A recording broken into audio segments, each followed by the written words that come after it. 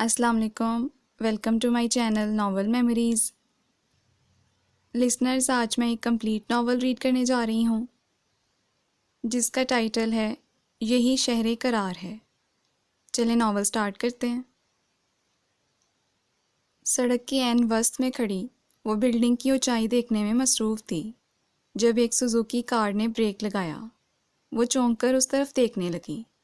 وہ جو کوئی بھی تھی گاڑی کا دروازہ کھول کر باہر نکل آئی۔ اگر تمہیں خودکشی کرنے کا اتنا ہی شوق ہے تو اور بھی بہت سے باعزت طریقے ہیں۔ یوں ایک مصروف سڑک کے عین وسط میں کھڑے ہو کر خودکشی کرنا نری حماقت ہے۔ گلابی رنگ کے خوبصورت کاٹن کے سوٹ میں شولڈر کٹ بالوں والی وہ لڑکی ہاسی باتونی لگ رہی تھی۔ ایسی کوئی بات نہیں ہے، دراصل اس بلڈنگ میں میرا آفس ہے اور آج میرا پہلا دن ہے۔ ہائی ہیل کی سینڈل پہنے میں یہی سوچ رہی تھی کہ مجھ سے غلطی ہو گئی۔ وہ وضاحت دینے لگی۔ ہاں، شاید تم یہ سوچ رہی ہو کہ اس بلڈنگ میں جاب حاصل کر کے تم نے غلطی کی۔ تم حق پر ہو۔ یہاں بہت سے بھوت پریت ہیں، جن بھی ہیں، دیو بھی ہیں اور چڑیل بھی ہے۔ خیر سے وہ ہنسنے لگی۔ اس نے دیکھا کہ وہ گلابی کپڑوں والی لڑکی مسکراتے ہوئے بہت خوبصورت لگتی ہے۔ اچھا، اتنا کچھ ہے یہاں؟ وہ سہمنے کی ایکٹنگ کرنے لگی۔ چلو آؤ، میرا آفس بھی اسی بلڈنگ میں ہے۔ میں ایک میگزین میں کام کرتی ہوں اور تم؟ وہ دونوں ساتھ ساتھ چلنے لگیں۔ ایک NGO جوائن کی ہے، مسز مقبول کی، بہت اچھی خاتون ہیں۔ وہ اسے سیڑھیاں چڑھتے ہوئے تفصیل بتانے لگی۔ دراصل مسز مقبول اس پورے اسٹار بلڈنگ کی مہربان ملکہ ہیں۔ اور تم نیلم پری؟ وہ ہنسنے لگی۔ میرا نام نیلوفر ہے، اس نے اپنا تعارف کروایا۔ اچھا، میرا نام قرۃ العین ہے، مگر سب لوگ مجھے اینی ہی بلاتے ہیں۔ وہ اب اپنا نام بتا رہی تھی۔ چوتھے فلور پر اس کا آفس آ گیا۔ جن بھوتوں سے بچ کر رہنا۔ وہ ہنس کر آگے نکل گئی۔ آفس میں سبھی اس کے استقبال کے لیے کھڑے تھے۔ ارجمن، فرزانہ، دادا جی یعنی چپڑاسی، اور اونچا لمبا وقار احمد۔ وقار کو دیکھ کر اسے اینی کی بات یاد آ گئی۔ دیو بھی ہیں۔ وہ ہنسنے لگی۔ کیا ہوا؟ وقار نے اسے ہنستے ہوئے دیکھا تو پوچھ لیا۔ کچھ نہیں، وہ خاموش ہو گئی۔ مسز مقبول نے اسے سارا کام سمجھا دیا۔ وقار احمد اور انجمن فنڈ کے لیے جایا کرتے تھے۔ مسز مقبول کی پرانی سی ٹویوٹا آفس کے اسٹاف کے کام آتی تھی۔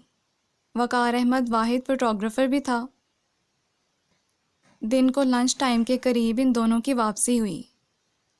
ایک مشہور اسکول کی پرنسپل نے غریب لڑکی کے جہیز کے لیے حتیر رقم دی تھی۔ وہ اسی سلسلے میں گئے تھے۔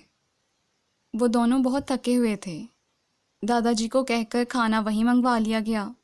چنے کی دال اور چکن کے ساتھ تندوری نان دیکھ کر سب کی بھوک چمک اٹھی۔ وہ جو صبح سے کمپیوٹر کے آگے بیٹھی کھٹا کھٹ انگلیاں چلا رہی تھی، وہ بھی ہاتھ دھو کر ان کے ساتھ شامل ہو گئی۔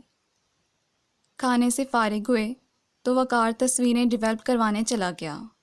وہ واپس آیا تو فرزانہ کسی سے فون پر محو گفتگو تھی۔ وقار کے کان کھڑے ہو گئے۔ اس نے تصویروں والا لفافہ نیلوفر کو تھمایا۔ جاؤ، اوپر والی منزل پر سحر نو نامی میگزین کا دفتر ہے، وہاں طالب ہمدانی کو یہ تصویریں دے آؤ۔ کیوں؟ کیا تمہاری ٹانگیں ٹوٹ گئی ہیں؟ ارجمن کی طرف سے بڑا کرارا سا جواب آیا۔ جواباً وقار خاموش ہی رہا۔ وہ خاموشی سے لفافہ تھام کر باہر نکل گئی۔ سحر نو میں عجیب ہنگامہ مچا ہوا تھا۔ شام کی چائے پی جا رہی تھی، وہیں جن بھوت حضرات میں اسے ایک عدد چڑیل بھی نظر آ گئی۔ وہ ہنستی ہوئی اس تک آ گئی۔ یہ طالب ہمدانی کون ہے؟ اس نے اینی کے سامنے والی کرسی کھینچ کر بیٹھتے ہوئے پوچھا۔ جواباً وہ مسکرا دی۔ اینی، مجھے پتا ہے کہ تمہارا ڈمپل مسکراتے ہوئے بہت پیارا لگتا ہے، لیکن اس وقت میں پوچھ رہی ہوں کہ طالب ہمدانی کون ہے؟ وہ اس بےہودہ شور و گل میں گھبرانے لگی تھی۔ غضب کر دیا تم نے لڑکی، کس سامری جادوگر کا نام پوچھ لیا؟ اینی کی مسکراہٹ گہری ہو گئی تھی۔ لا حول ولا قوت، یہ دفتر ہے یا اینک والا جن؟ وہ بھنا کر اٹھ گئی۔ اگرچہ یہ اس کا پہلا دن تھا، مگر وہ بہت نفاست پسند سلجھی ہوئی لڑکی تھی۔ سہرے نو والے تو ایک سے بڑھ کر ایک اتھرا گجر اور مولا جٹ تھے۔ چلو منہ ٹھیک کرو، طالب ہمدانی صاحب کا بیٹا ہے، اس وقت یہاں نہیں ہے، شاید تم تصویریں لے کر آئی ہو میگزین میں لگانے کے لیے، دے جاؤ میں اسے دے دوں گی، اور جن صاحب یا صاحبہ نے اس کارے ہیئر کا اشتہار لگوانا ہے ان کا انٹرویو بھی دے جانا، وہ میرا شعبہ ہے۔ وہ اب سنجیدگی سے کہہ رہی تھی۔ تم اس جگہ کیسے کام کر لیتی ہو؟ اس نے گردن موڑ کر پیچھے دیکھا۔ 2-3 حضرات باتیں کرتے ہوئے چائے پی رہے تھے۔ کچھ ہی فاصلے پر بیٹھی ایک لڑکی اپنا میک اپ درست کرنے میں مصروف تھی۔ میں نے کہا تھا نا، جن، بھوت، چڑیل۔ اینی ہنسنے لگی۔ اچھا تو وہ چڑیل یہ ہے؟ حالانکہ میں جب دفتر میں داخل ہوئی تو وہ بات ادھوری چھوڑ کر اٹھ گئی۔ اینی اسے گھور کر رہ گئی۔ کام کا یہ پہلا دن بہت اچھا گزرا، اگرچہ وہ اس ماحول اور شور و گل کی عادی نہ تھی، مگر دل بہلانے کا یہ بہت اچھا طریقہ تھا۔ اگلی صبح اس کی آنکھ کھلی تو کھڑکی کے شیشے میں سے روشنی چھن چھن کر اندر آ رہی تھی۔ اس نے کسل مندی سے کروٹ بدلتے ہوئے سائڈ ٹیبل پر پڑی گھڑی پر نظر ڈالی۔ 7:15 بج رہے تھے۔ وہ کمبل ہٹا کر اٹھ کھڑی ہوئی۔ آدھے گھنٹے میں نہا دھو کر کپڑے بدل کر جب وہ باہر نکلی تو دادی اماں کی نرس آ چکی تھی۔ سمینہ آپا، میں نے سوپ تیار کر کے رکھ دیا ہے، دادی اماں کو میڈیسن دے کر سلا دیجیے گا، اگر کھانے کو کچھ مانگیں تو سوپ اور فروٹ ہی دیں۔ وہ اسے تاکید کرتے ہوئے سینڈل پہننے لگی۔ اب انہیں بھوک لگتی ہے نیلوفر، پھر مجھ سے کہتی ہیں کہ مجھے روٹی پکا کر دو۔ ہاں یہ اچھی بات ہے، مگر ڈاکٹر کا کہنا ہے کہ وہ ہلکی غذا کھائیں، یوں کریں کہ سلائس کے ساتھ چکن کا شوربہ کھلا دیں۔ وہ انہیں تاکید کر کے گھڑی اور گاڑی کی چابی اٹھا کر باہر نکل گئی۔ گھر سے آفس تک کا فاصلہ پورے 20 منٹ کا تھا۔ وہ سیڑھیاں پلانگتی، جب وہاں پہنچی تو صرف دادا جی آئے بیٹھے تھے۔ گھڑی پورے 9 بجا رہی تھی۔ اس نے بیگ اپنی سیٹ پر رکھا اور باہر نکل آئی۔ 9:30 میں چہل پہل شروع ہو چکی تھی۔ وہ سیڑھیاں چڑھ کر وہاں چلی گئی۔ اینی مزے سے بیٹھی کسی ناول کا مطالعہ کر رہی تھی۔ صبح صبح آ گئیں تم تو، مسز مقبول کا سٹاف تو 9:30 بجے سے پہلے نہیں آتا۔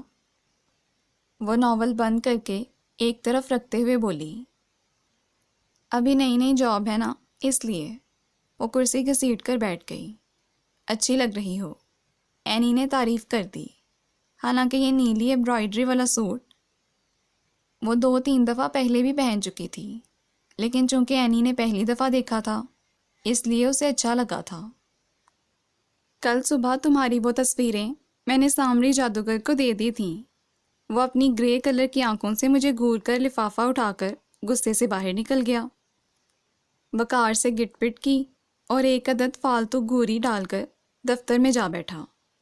لو جی، شیطان کو یاد کرو اور وہ حاضر۔ اینی کے آخری جملے پر اس نے گھبرا کر کرسی گھسیٹی اور جانے کے لیے کھڑی ہو گئی۔ لنچ بریک میں آؤں گی، وہ عجلت میں کہہ کر نکلنے لگی جب کوئی شیشے کا دروازہ کھول کر اندر داخل ہوا۔ گرے کلر کی آنکھیں اور گوری رنگت، بلیک کلر کے سوٹ میں وہ بہت خوبصورت لگ رہا تھا۔ نیلوفر سمجھ گئی کہ یہ کون ہو سکتا ہے۔ وہ فوراً ہی کسی کے پکارنے پر باہر نکل گیا۔ ایک دم ہیرو۔ وہ اینی کی طرف گھومی۔ یا اللہ! اینی نے سر تھام لیا۔ وہ جب نیچے آئی تو وقار اور فرزانہ آ چکے تھے۔ وقار اسے دیکھتے ہی چڑھ دوڑا۔ کل تصویروں کے ساتھ انٹرویو بھی دے کر آنا تھا۔ نامعقول لڑکی، وہ ارجمند کے پاس تھا۔ طالب ہمدانی قسطوں میں کام پسند نہیں کرتا، مجھے اچھی خاصی سننی پڑی تمہاری وجہ سے۔ بھئی بڑی غیر ذمہ دار ہو تم۔ اس بیچاری کا کیا قصور ہے؟ کل پہلا دن تھا، ہم نے کہا کہ تصویریں دے آؤ، وہ دے آئی۔ ارجمند اس کی حمایت میں بولنے لگی۔ ٹھیک ہے، آئندہ خیال رکھنا، ورنہ وہ سر پھرا انسان کسی کو نہیں بخشتا۔ وقار نے اپنی سیٹ سنبھال لی۔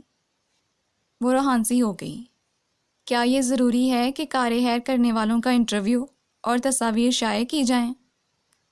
اس نے ڈائریکٹ اندر داخل ہوتی مسز مقبول سے سوال کیا۔ ہر کسی کے لیے یہ ضروری نہیں ہے، مگر جو لوگ اشتہار دینا چاہتے ہیں اب ہم منع تو نہیں کر سکتے۔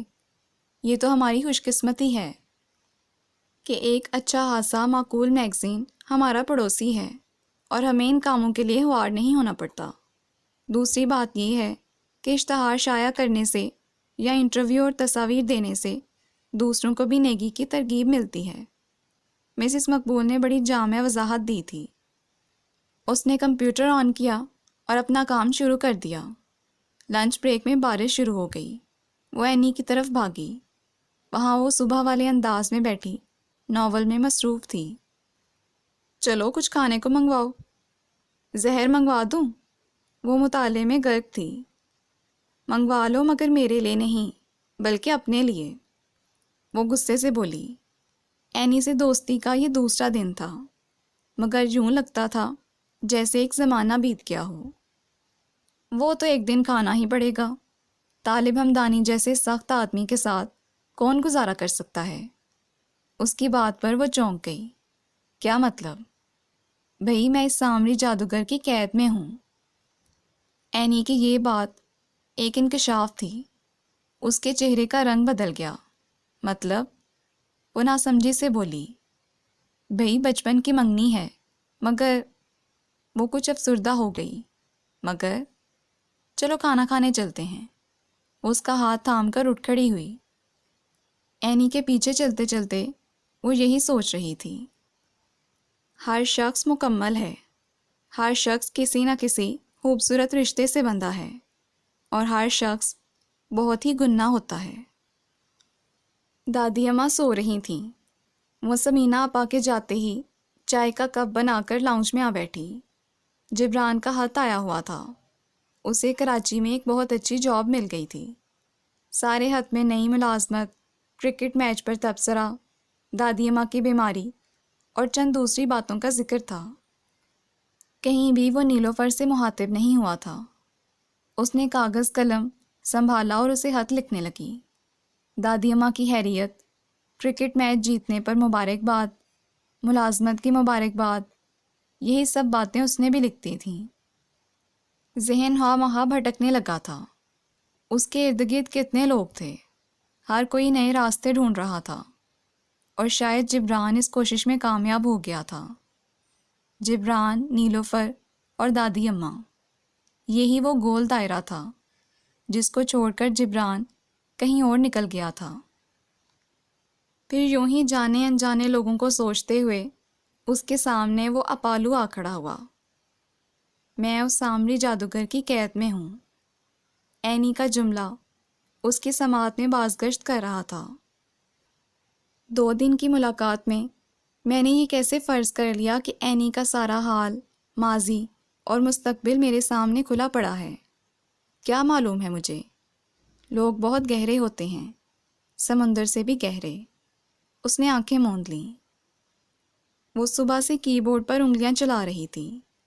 اینی کے پاس جانے کو دل ہی نہیں چاہا۔ وہاں طالب ہمدانی کو دیکھ کر اسے عجیب سا لگتا تھا۔ پتہ نہیں کیسا احساس تھا۔ لنچ ٹائم میں فرزانہ اپنے گھر سے لائی ہوئی بریانی مائکرو ویو میں گرم کر کے وہیں آ بیٹھی۔ ارجمند اور وقار ابھی تک واپس نہیں آئے تھے۔ دادا جی کو کھانا دے کر جب وہ نیلوفر کے پاس آئی تو وہ پلیٹ میں چاول نکال کر کھانا شروع کر چکی تھی۔ مجھے بہت بھوک لگ رہی ہے اور بریانی بھی بہت مزیدار ہے، اس نے تعریف کی۔ ہاں میں نے خود بنائی ہے۔ یہی بریانی کھا کر تو وقار نے میرے گھر رشتہ بھیجا تھا۔ صحت دیکھ کر اندازہ ہو جاتا ہے کہ ماشاءاللہ کتنا ہوش و راک ہے۔ فرزانہ کی بات پر وہ چونک گئی۔ کیا میں واقعی اتنی بولی ہوں کہ کچھ سمجھ ہی نہیں سکتی؟ اسی لیے اس روز وقار فرزانہ کو فون پر بات کرتا دیکھ کر وہیں رک گیا تھا۔ وہ فطری شک کی منگیتر ثابت ہوا تھا۔ وہ سوچ کر رہ گئی۔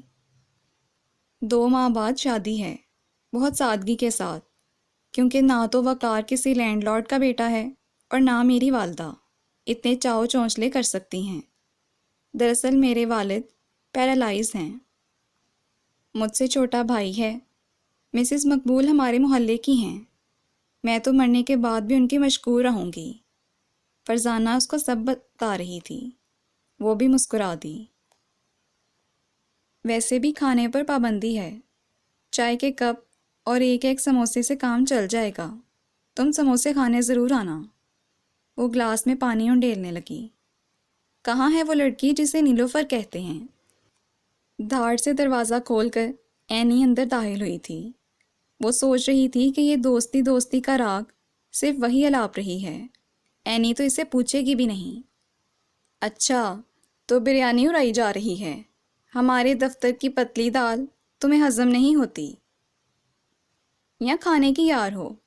وہ سارے تکلف بالائے طاق رکھ کر وہیں بیٹھ گئی۔ نہیں، بھوک بہت زیادہ تھی۔ اس نے کچھ بولنا چاہا تو وہ پھر بولنے لگی۔ ہاں، بھوک سے اتنی نکاہت ہو گئی تھی کہ 15 سیڑھیاں چڑھنا بھی کیٹو چڑھنے کے مترادف تھا۔ اس کا غصہ دید نہیں تھا۔ اچھا، اب ذرا کول ہو جاؤ، پھر بات کرنا۔ فرزانہ نے اسے 7 اپ کا گلاس تھماتے ہوئے کہا۔ واہ! اس نے ٹھنڈا ٹھار گلاس پکڑتے ہوئے خوش دلی سے فرزانہ کو دیکھا۔ نیلوفر کو محسوس ہوا کہ اب غصہ کم ہو جائے گا۔ چلو اب چائے پیتے ہیں۔ وہ کٹاکٹ گلاس چڑھا کر اس کا ہاتھ تھامتے ہوئے بولی۔ میرا موڈ نہیں ہے۔ اس نے منہ بسورا۔ وہ طالب ہمدانی کے سامنے جانے سے گریزاں تھی۔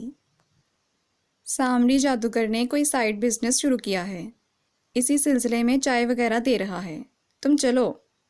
وہ اس کی وضاحت پر مزید گھبرا گئی، مگر اینی کے سامنے اس کی ایک بھی نہ چل سکی۔ وہاں بہت مختلف منظر تھا۔ ہمدانی صاحب کے کمرے میں کیک اور چائے کا انتظام تھا۔ وہ اینی کے ساتھ اندر داخل ہوئی تو وہ سامنے بیٹھا کسی سے فون پر بات کر رہا تھا۔ ایک لمحے کو نظریں ملیں، اس کا دل دھڑ دھڑ کرنے لگا۔ میں اس سامری جادوگر کی قید میں ہوں۔ اینی کا جملہ پھر سے اس کی سماعتوں میں گونجنے لگا۔ وہ خاموشی سے ایک طرف بیٹھ گئی۔ چائے اور کیک کے ساتھ انصاف کرتے ہوئے ان کا گل گپاڑا عروج پر تھا۔ وہ چائے پی کر خاموشی سے کھسکنے لگی جب وہ سامنے آ گیا۔ آپ یہاں آئیں، بہت بہت شکریہ۔ میں نے ہی اینی کو بھیجا تھا۔ نئے لوگوں کو بھی خوشیوں میں شامل کرنا چاہیے۔ یہ باقی سب کے لیے۔ اپنی بات مکمل کر کے اس نے ایک کیک کا بڑا ڈبہ اسے تھما دیا۔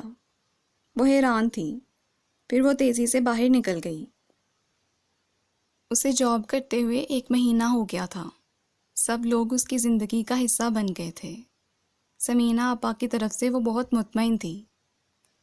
وہ دادی اماں کا بہت خیال رکھتی تھیں۔ رات کا کھانا کھا کر جب وہ دادی اماں کے کمرے میں آئی تو وہ دوائیوں کے زیر اثر سو چکی تھیں۔ وہ کچھ فاصلے پر آرام کرسی پر بیٹھ گئی۔ چاند کی چاندنی کھڑکیوں کے شیشے سے چھن کر اندر آ رہی تھی۔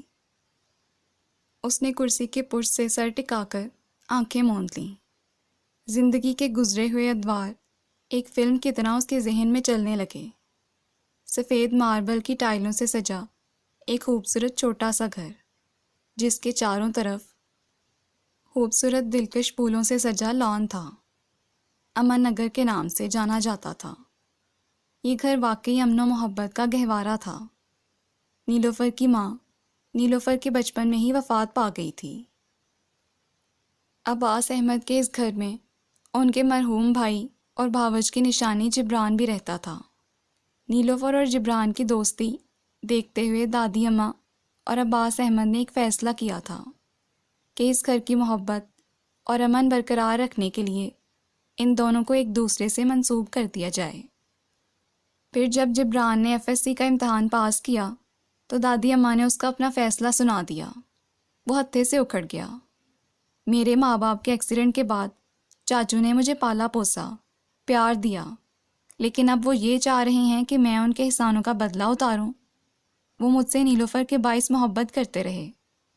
وہ مجھے اپنی غرض کے لیے پڑھاتے رہے۔ سچ ہے، بنا غرض کے کوئی بھی کسی کا بھلا نہیں کرتا۔ وہ بہت غصے میں تھا۔ باہر کھڑے عباس احمد نے یہ جملے سنے تو انہیں محسوس ہوا جیسے ساری دنیا گھوم گئی ہو۔ ایسا کب سوچا تھا انہوں نے؟ دل میں درد کی شدید لہر اٹھی تھی۔ وہ وہیں بیٹھتے چلے گئے۔ انہیں زبردست ہارٹ اٹیک ہوا تھا۔ وہ ICU میں تھے۔ جبران کا غصہ ان کی حالت دیکھ کر جاگ کی طرح بیٹھ گیا تھا۔ وہ جانبر نہ ہو سکے اور ان سب کو روتا چھوڑ کر ہمیشہ کے لیے چلے گئے۔ جبران ان کی قبر پر کھڑا روتا رہا۔ مجھے معاف کر دیں چاچو، میں نے بہت سخت الفاظ کہے، آپ کے پیار پر شک کیا۔ وہ روتا رہا۔ پھر اس نے دادی اماں کے کہنے پر نیلوفر سے نیا رشتہ بنا لیا۔ اگر ایسے ہی چاچو کی روح کو سکون ملے گا تو ایسے ہی صحیح۔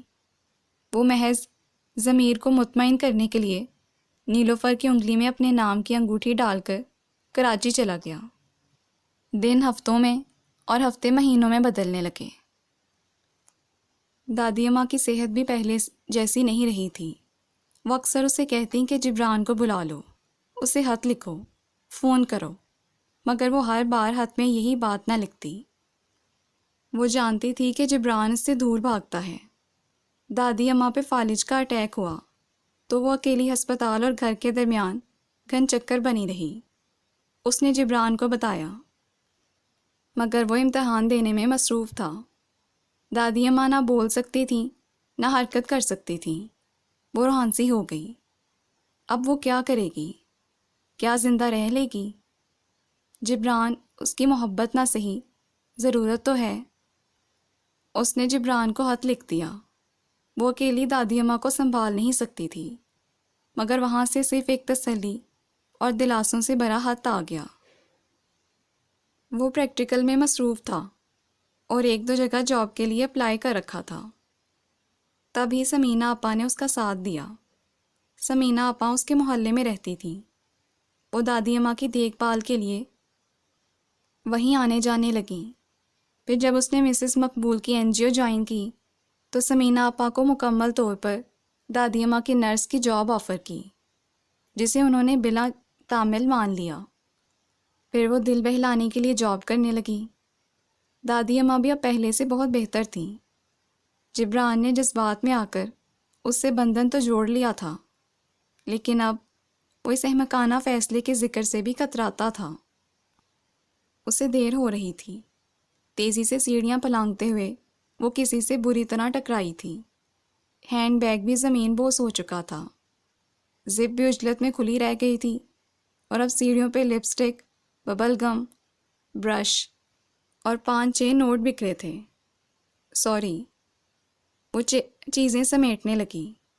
مقابل کے ہاتھ سے بھی فائل گر چکی تھی۔ نظر اٹھا کر دیکھا تو وہاں وہ کھڑا تھا۔ آپ؟ طالب ہمدانی کو دیکھ کر وہ پھر بوکھلا گئی تھی۔ جلدی جلدی سامان سمیٹ کر بیگ میں ٹھونسا اور اٹھ کھڑی ہوئی۔ سنبھل کر چلا کرے مس لینوفر، بلندی کا سفر تو ویسے بھی کٹھن ہوتا ہے۔ وہ عام بات بھی ایسے ہی فلسفیانہ لہجے میں کہا کرتا تھا۔ وہ ہمنکوں کی طرح اسے دیکھ کر رہ گئی۔ وہ سیڑھیاں اتر کر نیچے چلا گیا۔ وہ اپنے دفتر کا دروازہ کھول کر اندر گھسی تو فرزانہ اکیلی بیٹھی تھی۔ مسز مقبول کی بیٹی کا رشتہ آیا تھا۔ وہ گھر میں مصروف تھیں۔ ارجمند اور وقار سلائی اسکول میں سلائی مشینیں پہنچانے گئے ہوئے تھے۔ ہوش ہو گئی۔ آج تو بڑے مزے کا دن ہے، وہ فرزانہ کو دیکھتے ہوئے بولی، جو مزے سے کھڑکی کے سامنے والی کرسی پہ بیٹھی نیچے سڑک کا جائزہ لے رہی تھی۔ تم شام کو فارغ ہو؟ وہ چپس کا پیکٹ کھولتے ہوئے بولی، ہاں، مجھے شاپنگ پہ جانا ہے، تم ساتھ چلو گی؟ اپنے گھر فون کر کے سمینہ آپا کو بتا دو۔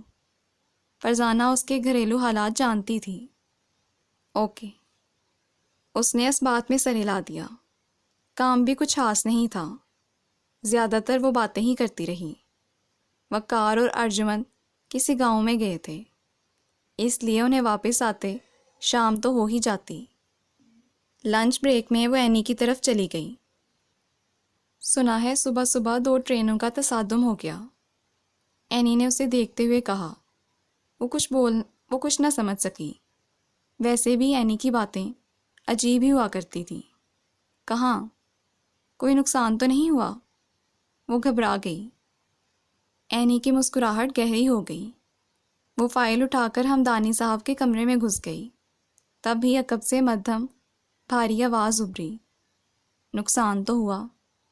وہ کرنٹ کھا کر مڑی۔ وہ کھڑا برگر کھانے میں مصروف تھا۔ وہ ایک لمحے میں سمجھ گئی کہ وہ دونوں کس بات کا ذکر کر رہے تھے۔ اس نے گھبرا کر نکلنا چاہا تو اینی آ گئی۔ کوئی اپنے منگیتر کے بارے میں اتنا کیئرلیس کیسے ہو سکتا ہے؟ وہ بول اٹھی۔ منگیتر؟ اینی نے ابرو چڑھاتے ہوئے پوچھا، پھر ہنسنے لگی۔ نہ وہ مانتا ہے اور نہ میں۔ بڑوں کی زبردستی ہے یہ، دل میں تو کچھ اور ہی ہے۔ ایسے میں ہم کیا کر سکتے ہیں؟ وہ جاتے جاتے پلٹی۔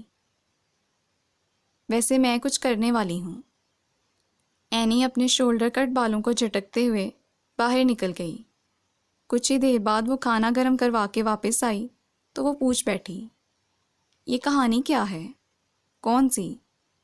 یہ سامری جادوگر اور معصوم شہزادی والی؟ وہ ہنسنے لگی۔ ہاں۔ بہت مختصر۔ ہمدانی انکل میرے تایا ابا ہیں۔ طالب ہمدانی میرا فرسٹ کزن ہے۔ بچپن کی منگنی ہے جو اب ہمیں زبردستی کا فیصلہ لگتی ہے۔ طالب مناسب وقت کی تلاش میں ہے کہ انکار کر سکے، اور میں کسی اور کی آمد کی منتظر۔ وہ بہت سکون سے کھانا پلیٹ میں نکالتے ہوئے بولی۔ کون ہے وہ؟ اس نے تجسس سے پوچھا۔ میرا کلاس فیلو ہے۔ میرا اس سے مسلسل رابطہ ہے، بس وہاں بھی کچھ ایسی ہی سچویشن ہے۔ وہ اسی بے فکری سے کھانا کھاتے ہوئے بولی۔ اور طالب، کیا وہ بھی کسی اور میں انٹرسٹڈ ہے؟ کل تک تو نہیں تھا، آج کی خبر نہیں۔ وہ بے فکری سے بولی۔ اسے اینی پر بہت حیرت ہوئی۔ وہ بہت گہری لڑکی تھی۔ نیلوفر، دراصل یہ جو دیار دل ہوتا ہے نا، بڑا عجیب ہوتا ہے۔ بعض لوگ آتے ہیں، چند دن قیام کرتے ہیں اور پھر آ کے گزر جاتے ہیں۔ طالب ایسے ہی لوگوں میں شامل ہے۔ اور بعض لوگ اس دیار میں ہمیشہ کے لیے ٹھکانہ کر لیتے ہیں، جیسے جبران۔ اینی نے بڑی سنجیدگی سے کہا تھا۔ جبران تمہاری کلاس فیلو کا نام ہے؟ وہ پوچھنے لگی۔ جواباً اینی نے اس بات میں سر ہلا دیا۔ شام کو شاپنگ سے فارغ ہو کر وہ گھر پہنچی تو جبران کا خط آیا رکھا تھا۔ بے اختیار ہی اسے اینی کا جبران یاد آ گیا۔ خط کا مضمون وہی تھا جو ہر بار ہوتا تھا۔ آخر میں ایک نئی اور چونکا دینے والی بات بھی تھی۔ اگر میں انکار کروں گا تو چاچو کی روح کو بے سکونی ہوگی۔ دادی اماں کی حالت بگڑ سکتی ہے۔ چاہے زبردستی ہی صحیح، میں اس بندھن کو نبھانے کے لیے تیار ہوں، مگر ابھی کچھ وقت چاہیے۔ مجھے بالکل فراغت نہیں ہے۔ وہ ہاتھ پڑھ کر بے اختیار رونے لگی۔ یہ زبردستی کا فیصلہ تم کیسے نبھاؤ گے؟ پھر اس نے بھی جواب میں لکھ دیا کہ اپنی پسند کے بارے میں کچھ تو بتاؤ، میں آگے سنبھال لوں گی۔ اسے اب بے چینی سے جبران کے حد کا انتظار تھا۔ دفتر کے وہی معمولات تھے۔ پھر وقار اور فرزانہ کی شادی کے دن آ گئے۔ سمینہ آپا نے اسے دادی اماں کی طرف سے بے فکر ہو کر شادی پر جانے کو کہا۔ فرزانہ کے گھر مہندی پر وہ اور مسز مقبول ہی تھیں۔ البتہ ارجمند دلہا پارٹی میں تھی۔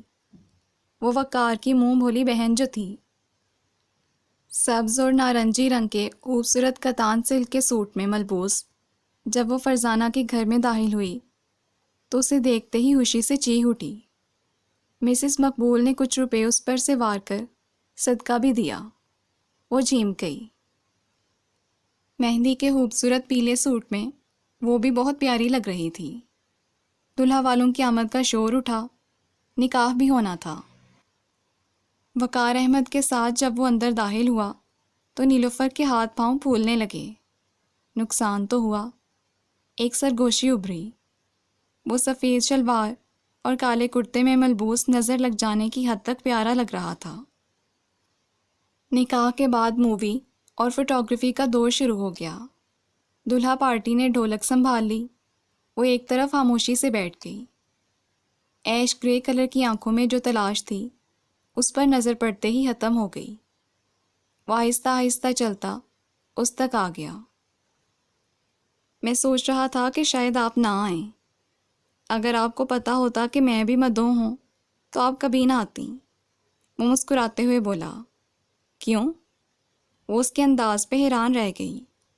آپ مجھ سے دور بھاگتی ہیں۔ وہ بہت سنجیدگی سے بولا۔ نہیں تو۔ وہ گھبرانے لگی۔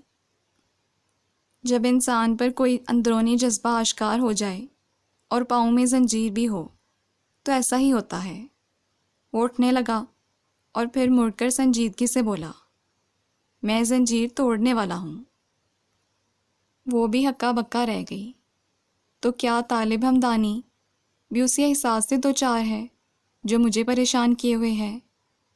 بارات والے دن بھی وہ دور دور سے اسے دیکھ کر مسکراتا رہا۔ دھیمی پراسرار مسکراہٹ، جیسے وہ کچھ کرنے والا ہو۔ ولیمے کے بعد جب وہ آفس آئی تو وقار اور فرزانہ چھٹی پر تھے۔ ارجمند کے ساتھ اب باہر والے کام بھی اسی کو کرنے تھے۔ کام کا بوجھ بڑھ گیا تھا۔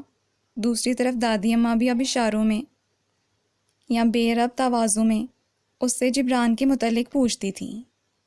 تھکی ہاری گھر میں داخل ہوتی تو سمینہ آپا بکھلائی ہوئی دادی اماں کے کمرے سے باہر نکلیں۔ نیلی، دیکھو دادی اماں کو کیا ہو گیا۔ وہ بیگ وہیں صوفے پر پھینک کر اندر گھسی تو وہ بے سدھ پڑی تھیں۔ ڈاکٹر کو فون کر کے ایمبولینس منگوائی۔ ہسپتال پہنچے تو ڈاکٹر نے بتایا سیریس کنڈیشن ہے، چند دن ہسپتال میں ہی رہیں گی۔ اس نے مسز مقبول کو فون کر کے چھٹی لے لی۔ ویسے بھی اب وقار اور فرزانہ دفتر آنے لگے تھے۔ ساری رات اس نے جاگ کر کاٹی۔ صبح جب دادی اماں دوائیوں کے زیر اثر غنودگی میں تھیں تو وہ چائے پینے کی گھر سے باہر نکل آئی۔ سمینہ آپا کو اس نے رات کو ہی واپس بھیج دیا تھا۔ وہ شادی شدہ عورت تھیں، گھر اور شوہر کی ذمہ داری بھی تھی۔ کینٹین سے چائے کا مگ لے کر جب وہ اندر کمرے میں آئی تو کچھ ہی دیر میں مسز مقبول اور ارجمند آ گئیں۔ پھولوں کے بکے اٹھائے وہ دونوں اندر گھسیں تو وہ برداشت کا دامن چھوڑ بیٹھی۔ مسز مقبول سے لپٹ کر رونے لگی۔ وہ سب اس کی حالات زندگی سے واقف تھے۔ ان کے جانے کے بعد سمینہ آپا آ گئیں اور اسے زبردستی گھر جانے کو کہا۔ وہ بے دلی سے گھر آ گئی، نہا دھو کر کپڑے تبدیل کیے، کھانا کھایا، سمینہ آپا کے لیے کھانا تیار کیا۔ تبھی ڈور بیل بج اٹھی۔ جبران کا خط آیا تھا۔ اس نے بے تابی سے لفافہ چاک کیا۔ خط کے ساتھ ایک اور لفافہ بھی تھا۔ اس نے خط کھول لیا۔ وہی ہر بار کی باتیں، اور آخر میں لکھا تھا، اس کا نام قرۃ العین ہے، میری کلاس فیلو تھی، تصویر بھیج رہا ہوں، سوچ سمجھ کر رائے قائم کرنا۔ اس نے نام پڑھ کر بے تابی سے لفافہ کھولا اور دھک سے رہ گئی۔ بلا شبہ وہ عینی تھی۔ خود کو سنبھالتی وہ لفافہ بیگ میں ٹھونسے ہسپتال کے لیے نکل گئی۔ دل پر بوجھ سا بڑھ گیا۔ عینی اور جبران کے بارے میں سوچ سوچ کر اس کا دماغ دکھنے لگا۔ شام کو فرزانہ اور وقار چلے آئے۔ اسے تسلی دی اور ہمت کرنے کو کہا۔ تب فرزانہ نے دھیرے سے اسے کہا، اب تو اسے فون کر کے بلا لو احمق لڑکی۔ جواباً اس نے خاموشی سے لفافہ نکال کر فرزانہ کو تھما دیا۔ وہ غصے سے بے قابو ہونے لگی۔ تمہارے کندھے پر رکھ کر بندوق چلانا چاہتا ہے، بزدل۔ اب کیا کرو گی؟ میں دادی اماں سے کہہ دوں گی کہ مجھے شادی نہیں کرنی، میں ان کے سہارے بھی زندگی گزار سکتی ہوں۔ وہ رونے لگی۔ وقار ان دونوں کی خسر بسر کی طرف کان لگائے بیٹھا تھا۔ دادی اماں کا سہارا کمزور، ناپائیدار۔ فرزانہ نے اسے ڈپٹا۔ وہ اس کے کندھے پر سر رکھ کر رونے لگی۔ تبھی دروازہ کھول کر طالب ہمدانی اندر داخل ہوا۔ اس نے گھبرا کر آنسو صاف کیے۔ وہ دادی اماں کے سرہانے بکے اور فروٹ کا بیگ رکھ کر اسے تسلی دلاسے دینے لگا۔ اسی رات دادی اماں کی طبیعت بے حد بگڑ گئی۔ وہ بس روتی رہی، مگر وہ اسے تنہا چھوڑ کر دار فانی سے کوچ کر گئیں۔ وہ رات بہت بھاری تھی۔ وہ روتے روتے بے ہوش ہو گئی تھی۔ فرزانہ نے جبران کو خبر کر دی اور اسے اپنے آنے کی اطلاع دی تھی۔ دادی اماں کی وفات پر سبھی آئے تھے، مگر اینی نہیں آ سکی تھی۔ وہ اپنی کسی کزن کی شادی پر شہر سے باہر تھی۔ اسے جب ہوش آیا تو دادی اماں اپنے حقیقی گھر میں جا سوئی تھیں۔ جبران کی آمد بھی ہو چکی تھی۔ اسے تو یقین ہی نہیں ہو رہا تھا کہ دادی اماں اسے چھوڑ کر جا چکی ہیں۔ رفتہ رفتہ سب لوگ اپنے اپنے گھروں کو لوٹ گئے۔ سمینہ آپا اس کے پاس ہی رک گئیں۔ عشاء کی نماز پڑھ کر فارغ ہوئی تو جبران دروازے پر ہلکی سی دستک دے کر اندر داخل ہوا۔ اس کی آنکھیں بھی رونے کی وجہ سے سرخ ہو رہی تھیں۔ وہ کرسی پر بیٹھ گیا۔ یہ دکھ ہم دونوں کا مشترکہ ہے نیلوفر۔ تم نے مجھے دادی اماں کے ہسپتال میں ایڈمٹ ہونے کی خبر کیوں نہیں کی؟ وہ شکوہ کر رہا تھا۔ میرا خیال تھا تم بہت مصروف ہو۔ جب سے گئے تھے ایک بار بھی واپس نہیں آئے۔ پھر یہ بھی خیال تھا کہ دادی اماں ٹھیک ہو جائیں گی۔ تمہیں کیوں پریشان کروں؟ وہ وضاحت دینے لگی۔ دادی اماں کی وفات نے مجھے بہت کچھ سوچنے پر مجبور کر دیا ہے نیلی۔ یہ سچ ہے کہ ہماری کوئی جذباتی وابستگی نہیں ہے، مگر اب میں اتنا بھی برا نہیں ہوں کہ تمہیں تنہا چھوڑ دوں۔ میں نے جو کچھ خط میں لکھا ہے اسے بھول جاؤ، وہ تصویر بھی جلا دو۔ وہ بہت بے بس لگ رہا تھا۔ اسے جبران پر ترس آیا، مگر وہ خاموش رہی۔ تم میری فکر نہ کرو جبران، میں کسی کل وقتی ملازمہ کو اپنے پاس رکھ لوں گی۔ اس نے جواز پیش کیا، مگر وہ گھور کر رہ گیا۔ میں اینی کو کبھی نہیں بلا سکتا، مگر اب تمہیں تنہا کیسے چھوڑ دوں؟ وہ اپنی بات مکمل کر کے باہر نکل گیا۔ چند دن بعد اس کے آفس سے فون آ گیا تو وہ جانے کے لیے تیار ہو گیا۔ تم بھی ریزائن کر دو، گھر کا سامان ایک کمرے میں بند کرو اور اپنا بیگ تیار کر رکھو۔ اگلے ہفتے آ کر تمہیں لے جاؤں گا۔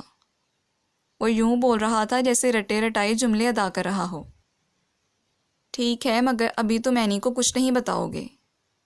اس نے وعدہ لیا۔ وہ اس بات میں سر ہلاتا باہر نکل گیا۔ وہ لنچ ٹائم میں اینی کے پاس گئی، مگر وہ کہیں نظر نہ آئی۔ آج چھٹیوں کے بعد وہ آئی تھی۔ اینی کی سیٹ پر کوئی نئی لڑکی بیٹھی تھی۔ اس نے طالب ہمدانی کی تلاش میں نظریں ادھر ادھر گھمائیں، مگر وہ بھی کہیں نہیں تھا۔ وہ تو آج اینی کو سب کچھ بتانے آئی تھی۔ وہ اسے بتانا چاہتی تھی کہ اس کا جبران اس کا بھی کچھ لگتا ہے۔ نیلوفر کا خیال تھا کہ اینی کوئی نہ کوئی حل ضرور نکال لے گی۔ وہ باہر نکلنے لگی جب طالب دروازہ کھول کر اندر داخل ہوا۔ میں اینی کو دیکھنے آئی تھی۔ کیا آپ اتنی بے خبر ہیں؟ اس کے لہجے میں تلخی تھی۔ وہ چونک گئی۔ کیا ہوا ہے؟ اینی خیریت سے تو ہے نا؟ بہت بھولی ہیں آپ مس نیلوفر۔ آپ ہر کسی کو اپنے جیسا سیدھا سادہ کیوں سمجھ لیتی ہیں؟ اینی بھاگ گئی ہے گھر سے۔ اس نے دھماکہ ہی تو کر دیا۔ وہ لڑکھڑا گئی۔ کیا؟ وہ ایسی تو نہیں تھی۔ اسے اپنی آواز بہت دور سے آتی سنائی دی۔ آپ اسے جانتی ہی کتنا تھی مس نیلوفر۔ محض دوستانہ انداز میں باتیں کر لینے سے کوئی دوست نہیں بن جاتا۔ وہ بہت سنجیدگی سے کہہ رہا تھا۔ وہ کہاں ہے؟ یہ تو وہی جانتی ہے یا پھر خدا؟ وہ سر جھٹکتے ہوئے بولا۔ نیلوفر کو لگا کہ ساری دنیا ایک دھوکہ ہے۔ وہ بوجھل قدموں سے چلتی نیچے اتر آئی۔ فرزانہ، ارجمن اور مسز مقبول کے لیے اینی ہاٹ ٹاپک بنی ہوئی تھی، اور وہ سوچ رہی تھی کہ اگر اینی بھاگ گئی ہے تو جبران بھی اس قصے کا ایک حصہ ہے۔ ایک ہفتہ گزر گیا اور جبران نہیں آیا، نہ ہی فون آیا اور نہ خط۔ اس کے موبائل پر ٹرائی کرتی تو وہ بند ملتا۔ سمینہ آپا نے اس کے لیے ایک کل وقتی ملازمہ کا بندوبست کر دیا تھا۔ وہ خود بھی اس کے پاس آیا کرتی تھیں۔ شام کو فرزانہ اور وقار بھی روزانہ آتے۔ وہ اکیلے ہوتے ہوئے بھی اکیلی نہیں تھی۔ اینی نے ایک روز کہا تھا کہ میں کچھ کرنے والی ہوں، وہ سمجھ نہ سکی تھی، اور اب بھی اسے اینی کی اس حرکت کا یقین ہی نہیں آتا تھا۔ شام کو ہلکی ہلکی کنمن ہو رہی تھی۔ ہوا کے زور سے لان میں لگے رنگ برنگے پھول محو رقص تھے۔ وہ چائے بنا کر لان میں آ بیٹھی۔ آسمان پر گہرے سیاہ بادل جمع ہو رہے تھے۔ ٹھنڈی ٹھنڈی ہوا میں بیٹھنا اسے بہت اچھا لگ رہا تھا۔ موٹر سائیکل کے ہارن پر اس نے بھاگ کر گیٹ کھولا۔ فرزانہ اور وقار آئے تھے۔ ان کے ہاتھوں میں کھانے پینے کی اشیاء کا بیگ تھا۔ وہ بھی اس کے ساتھ وہیں لان میں بیٹھ گئے۔ آج موسم بہت خوبصورت تھا، سوچا شام کی چائے تمہارے ساتھ ہی پئیں گے، مگر تم تو شاید پی چکی۔ وقار نے خالی مگ دیکھتے ہوئے بولا، ایک بار پھر پی لوں گی، وہ مسکراتے ہوئے بولی اور پھر اندر کی طرف بڑھ گئی۔ بانو کو چائے کا کہہ کر آئی تو فرزانہ اس پر چڑھ دوڑی۔ یہ جبران صاحب کا کیا کیا جائے؟ آخر معاملہ کیا ہے؟ کہیں فوت تو نہیں ہو گئے؟ خدا نے واسطہ یا پھر کوئی حادثہ؟ اس کی بات پر وہ ہنستی، پھر یکدم ہی سنجیدہ ہو گئی۔ مجھے لگتا ہے کہ اینی گھر سے بھاگ کر جبران کے پاس گئی ہے۔ اینی اور جبران کا کیا تعلق؟ وقار نے حیرت سے پوچھا۔ فرزانہ کو بھی جیسے کچھ یاد آیا۔ یہ خیال تو مجھے بھی آیا تھا۔ تم نے مجھے وہ تصویر والا خط دکھایا تھا ہاسپٹل میں، مگر میں نے بات اس لیے نہیں کی کہ تم برا مانو گی یا تمہیں دکھ نہ پہنچے۔ فرزانہ نے اس کے ہاتھ تھام لیے اور پھر وقار کو ساری بات بتا دی۔ مگر فرزانہ، اس دفعہ جبران وعدہ کر کے گیا تھا کہ وہ واپس آئے گا۔ بے شک وہ نہ آئے، اینی سے شادی کرے، مگر کم از کم مجھے اپنی خیریت کی اطلاع تو کر دے۔ بہرحال وہ میرا کزن ہے، میرا اس سے خون کا رشتہ ہے۔ وہ افسردہ ہو گئی۔ بانو چائے لے کر آئی تو وہ دونوں اس کا دل بہلانے کے لیے ادھر ادھر کی باتیں کرنے لگے۔ رات کو فرزانہ نے وقار کو واپس بھیج دیا اور خود وہیں رک گئی۔ کھانا کھا کر وہ چائے کے کپ لیے کمرے میں آ گئیں۔ باہر موسلادھار بارش شروع ہو چکی تھی۔ وہ پلنگ پر آ بیٹھیں۔ ہمدانی صاحب اینی کو تلاش کر رہے ہیں۔ وقار بتا رہا تھا کہ طالب کو ہمدانی صاحب کی یہ بات پسند نہیں آئی۔ وہ تو کہتا ہے کہ چلی گئی سو چلی گئی۔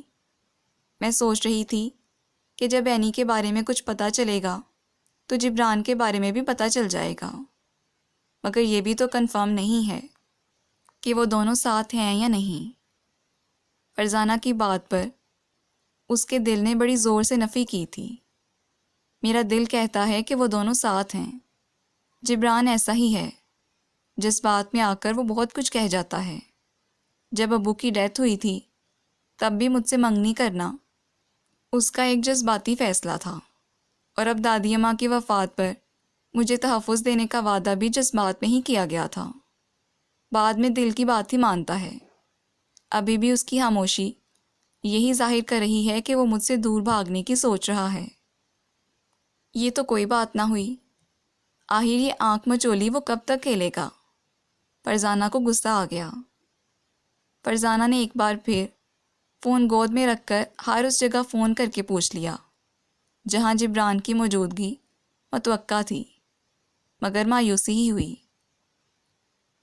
آہستہ آہستہ قدم اٹھاتی وہ دفتر میں داخل ہوئی تو بہت خاموش تھی۔ مسز مقبول کی بیٹی کی شادی تھی اور وہ گھر میں مصروف تھیں۔ وہ بہت جلدی آ گئی تھی۔ بیگ کرسی کی بیگ کے ساتھ لٹکا کر وہ خاموشی سے کھڑکی کے سامنے جا کھڑی ہوئی، یوں ہی غائب دماغی سے نیچے سڑک پر بھاگتی دوڑتی ٹریفک کو دیکھتے ہوئے وہ بہت بے سکونی محسوس کر رہی تھی۔ تبھی دروازہ کھول کر کوئی اندر داخل ہوا۔ وہ طالب ہمدانی تھا۔ آپ کے لیے ایک خبر ہے۔ کیا؟ اینی کا پتہ چل گیا ہے۔ اس نے کل شام کو گھر فون کیا تھا۔ اس نے اپنے کسی کلاس فیلو جبران سے شادی کر لی ہے۔ طالب کے جملے نے جیسے اسے ایک بار پھر دلدل میں دھکیل دیا۔ یہ شک تو اسے پہلے بھی تھا، مگر دل میں ایک آس تھی کہ شاید جبران نے اس سے شادی نہ کی ہو، شاید اینی گھر سے نکل کر جبران کے پاس نہ گئی ہو۔ وہ لڑکھڑانے لگی جب طالب نے آگے بڑھ کر اسے سہارا دیا۔ میں نے کہا تھا نا نیلوفر، ہر شخص میری آپ کی طرح سیدھا سادہ کھلی کتاب نہیں ہوتا۔ خود کو سنبھالیے۔ وہ اسے تسلی دے کر چلا گیا۔ فرزانہ اور وقار آئے تو وہ پھوٹ پھوٹ کر رو دی۔ وہ جبران کے پاس گئی ہے، ان دونوں نے شادی کر لی ہے۔ ہمت کرو نیلوفر، اور اب اگر وہ شخص پھر آنکھ مچولی کھیلنے آئے تو صاف انکار کر دو۔ فرزانہ اسے ساتھ لگائے تسلی دیتی رہی۔ 2 دن آفس سے چھٹی لے کر وہ گھر کو نئے سرے سے ترتیب دینے لگی۔ جب جبران آنے کا وعدہ کر کے گیا تھا تو اس نے آہستہ آہستہ سامان سمیٹنا شروع کر دیا تھا، مگر اب ایک بار پھر وہ گھر کو ترتیب دینے لگی۔ گھر کا کام کر کے فراغت ملی تو جسم تھکن سے نڈھال ہو رہا تھا۔ تبھی فون کی بیل زور سے بج اٹھی۔ بانو کچن میں کھانا گرم کر رہی تھی۔ اس نے ریسیور کان سے لگایا تو دوسری طرف اینی تھی۔ وہ حیران رہ گئی۔ بے وفا لڑکی، کیا میں اتنی غیر ہو گئی تھی کہ دادی اماں کی وفات کی خبر بھی نہ کی؟ میرا موبائل نمبر تمہارے پاس تھا، اور اگر نہیں تھا تو سامری جادوگر سے لے لیتی۔ غضب خدا کا، میری دوستی اتنی ناپائیدار تھی۔ اور گھنی میسنی، تم نے یہ بھی نہ بتایا کہ جبران نامی ایک بندہ تمہاری زندگی میں بھی ہے۔ میں ساری کہانیاں سناتی رہی، یہاں تک کہ اپنے اس موجودہ کارنامے کا اشارہ بھی دیا، اور تم نے کبھی بھی نہیں بتایا۔ میں مر تو نہیں گئی تھی کہ مجھے ڈھونڈا نہ جا سکا۔ جبران نے مجھے جب اپنی مجبوری یعنی نیلوفر کی تنہائی کے بارے میں بتایا تو میرا ماتھا ٹھنکا۔ تم یعنی رقیب روسیا میری اپنی ہی نکلی۔ اف خدایا، نیلی تم اس آدمی کا انتظار کر رہی تھی۔ جبران احمد کا؟ یہ تو میرے نصیب میں تھا، تمہیں کیسے ملتا؟ سن رہی ہو یا نہیں؟ ایک طویل کلام کے بعد پوچھا گیا۔ تم کہو، میں سن رہی ہوں، اس نے آہستگی سے کہا۔ جبران نے مجھ سے دوسری شادی کی اجازت مانگی تھی، میں نے منع کر دیا۔ اس وقت شاید تمہیں مجھ پر غصہ آئے، مگر نیلی، تمہیں یاد ہے نا، ایک دفعہ میں نے کہا تھا، دیار دل بہت عجیب ہوتا ہے، جو گزر جائے وہ گزر جائے، اور جسے آب و ہوا راس آ جائے وہ بس جائے۔ تو نیلوفر، تم ایک ایسے شخص کا انتظار کیوں کر رہی ہو جو کسی اور کے دل کے دیار میں بستا ہے؟ میں نے کچھ بھی غلط نہیں کیا۔ ٹھنڈے دل سے سوچنا، اور رہ گئی وہ بات جو جبران کے ضمیر کی خلش بنی ہوئی ہے۔ ارے وہی کہ تمہارے ابو سے کیا گیا وعدہ یا دادی کی کروائی گئی منگنی، تو بھئی وہ زبردستی کے ملائے ہوئے لوگوں پر روحیں بھی خوش نہیں ہوں گی۔ اس معاملے میں بے فکر ہو جاؤ۔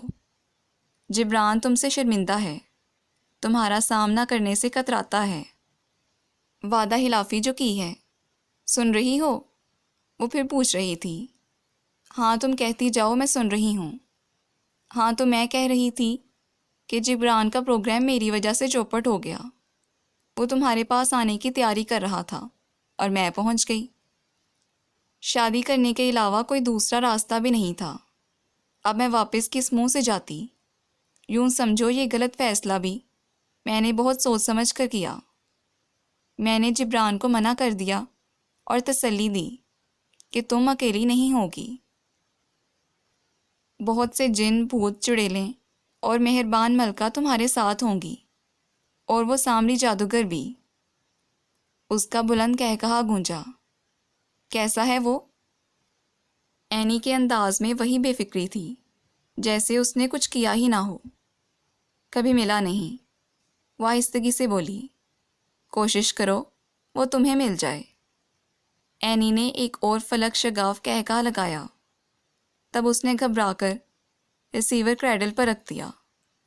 صحیح کہتا ہے طالب ہمدانی، لوگ بہت گننے ہوتے ہیں، بہت گہرے۔ اس نے دکھ سے سوچا، یہ باب بھی ہمیشہ کے لیے بند ہو گیا۔ اس نے آنکھیں موند لیں۔ دوسری طرف اس سے بہت دور بیٹھی اینی نے سوچا، جبران میری محبت ضرور تھا، مگر میں نے یہ غلط قدم کیوں اٹھایا یہ کوئی نہیں جانتا۔ میں نے طالب کی نگاہوں میں تمہارے لیے محبت دیکھی تھی۔ ہمدانی انکل تو ہماری شادی کرنے پر مصر تھے، میں اور کیا کرتی؟ اگر شادی سے انکار کرتی تو کیا وجہ بتاتی؟ ہاں غلطی تو ہے، غلطی انسان سے ہی ہوتی ہے، انسان غلطی کا پتلا جو ہے۔ مگر مجھے خوشی اس بات کی ہے کہ مجھے اس غلط حرکت کی کوئی بڑی سزا نہیں ملی، مجھے جبران مل گیا۔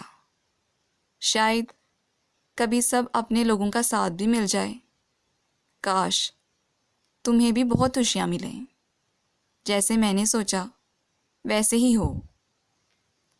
مسز مقبول کی بیٹی کی بارات تھی۔ وہ بیماری کا بہانہ کر کے گھر پہ پڑی رہی۔ شام کی نماز ادا کر کے لاؤنج میں آ کر بیٹھی تو فرزانہ آ گئی۔ وہ اسے اینی کے فون کے بارے میں بتا چکی تھی۔ فرزانہ شاید شادی کا حال سنانے آئی تھی۔ تم تو بھلی چنگی ہو۔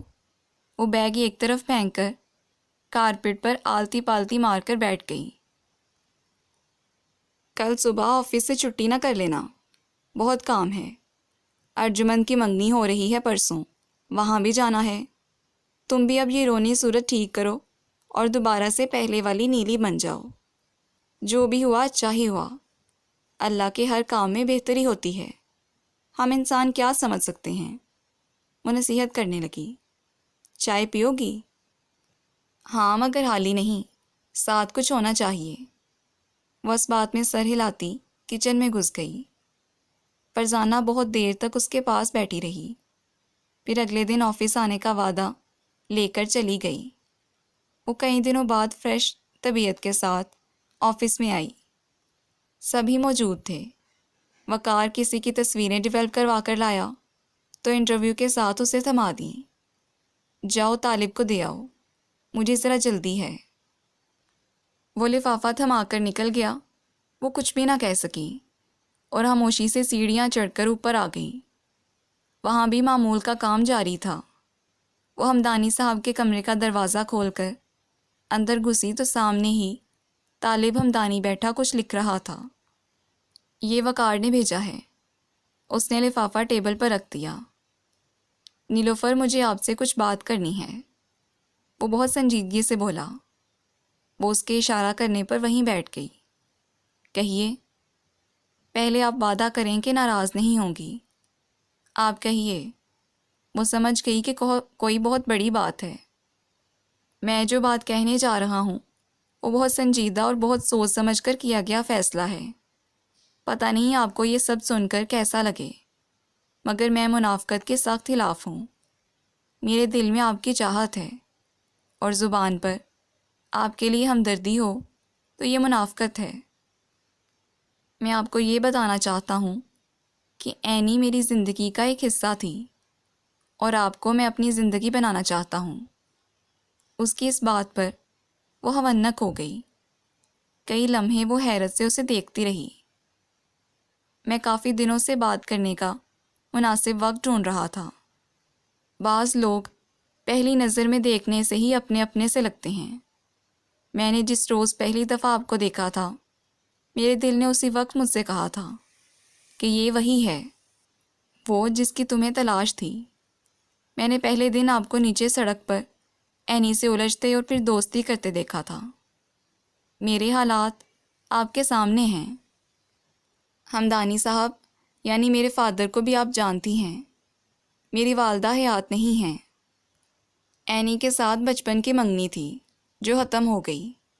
مجھے کوئی دکھ نہیں، اینی سے میری کوئی جذباتی وابستگی نہیں تھی، سب کچھ آپ کو معلوم ہے۔ آپ سوچ سمجھ کر جواب دیجیے گا، لیکن نیلوفر یہ خیال ضرور رکھیے گا کہ میں بہت آس اور امید سے یہ سوال کر رہا ہوں۔ وہ واقعی کھلی کتاب تھا، ورنہ اتنی آسانی سے کیوں اپنے جذبے آشکار کرتا؟ وہ کرسی سے اٹھ گئی۔ شام کو گھر پہنچی تو اس نے فرزانہ کو سب کچھ بتا دیا۔ وہ سنتے ہی چہکنے لگی۔ فوراً ہاں کر دو، تمہارے حق میں یہی بہتر ہے۔ طالب ہمدانی سے اچھا شوہر تمہیں کہاں ملے گا؟